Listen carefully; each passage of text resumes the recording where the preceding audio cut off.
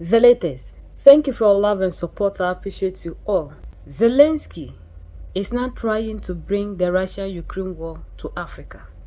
Now, Zelensky is trying to divide Africa, looking for Africans to fight against nations that are supporting Russia.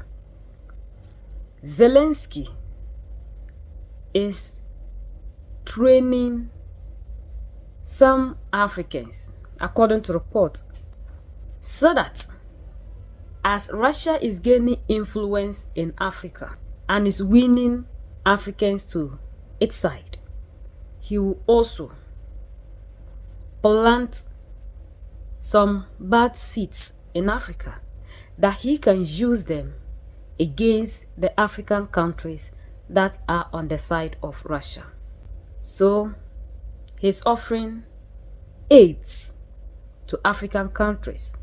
We know we are always good at receiving. Even though we have everything that we need, we still present ourselves as beggars. According to Zelensky, he has acquired a lot of skills during the Russia-Ukraine war, equipped their military with that same skills that he has used to fight against Russia. But why do Zelensky think that Africans, we need this? Africans, we know that Russia has always been a friend to us and will continue to support Russia. Zelensky is doing this because he thinks that Russia is gaining influence in Africa. That when we went to vote, we voted in favor of Russia.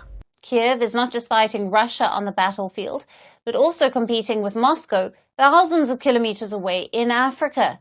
In a region where Russia has long held influence, Ukraine too is trying to gain visibility. Mauritania, on Africa's western edge, is now home to a new Ukrainian embassy. It oversaw food aid deliveries to refugees from neighboring Mali and said the aid officials, Ukraine is also reportedly offering to train Mauritanian soldiers, saying that it could share the technologies and experience it has made on the battlefield against Russia. Ukraine's proposal came amid tensions between Mauritania and Mali over the growing impact of terrorism in the Sahel region.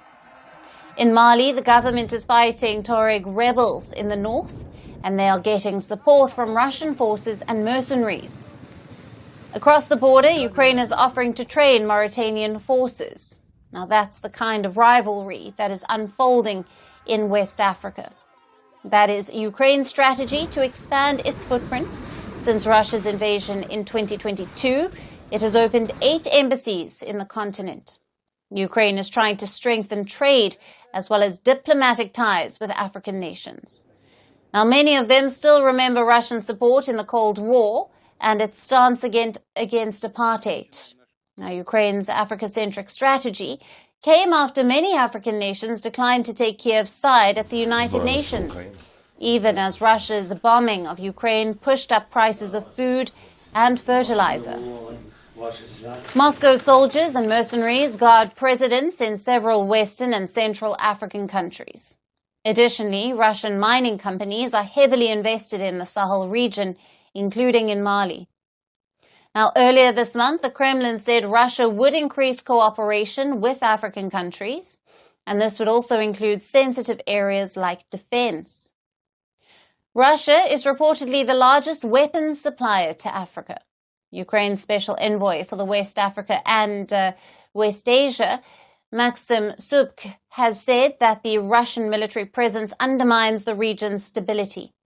Subk has been appointed to lead the Ukrainian initiative in the region, as opposed to Russia's military heavy approach.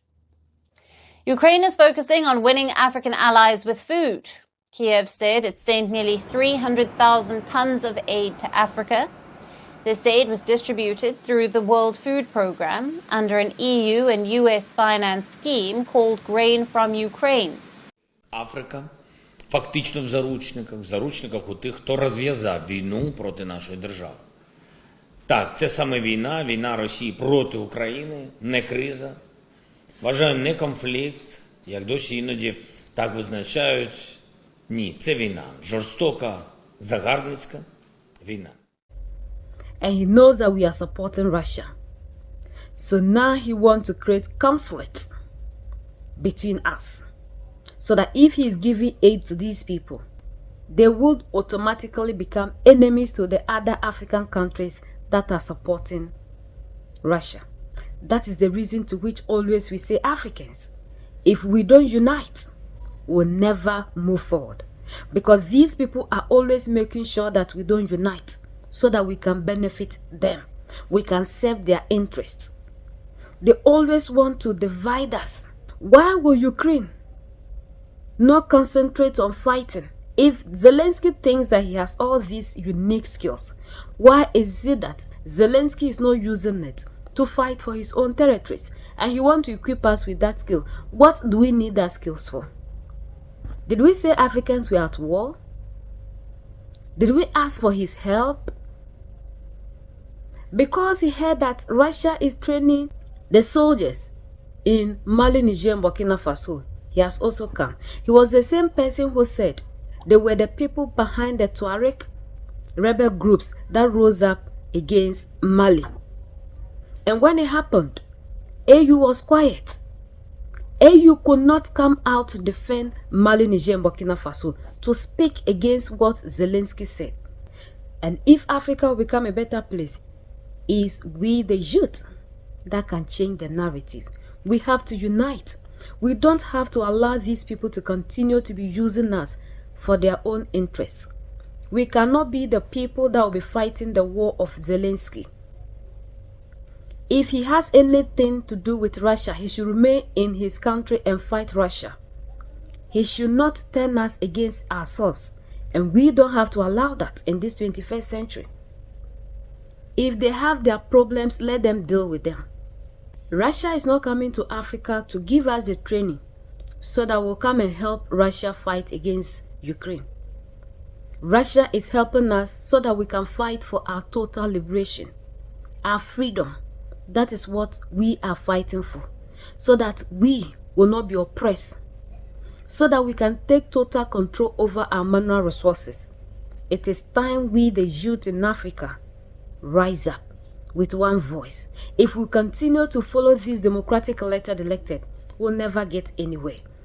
We cannot allow these people to be using us for their own selfish interests.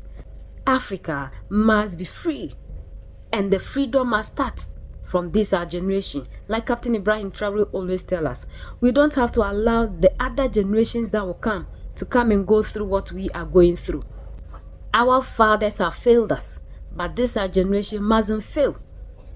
We need to fight and conquer whatever that is fighting against us. We are the only ones that can set ourselves free.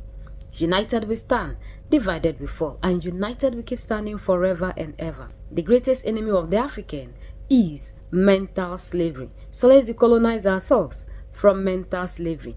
Let's keep sharing to educate our brothers and sisters. Together we make African great for ourselves and the next generations that are going to come. So that's the latest around the world and in Ukraine.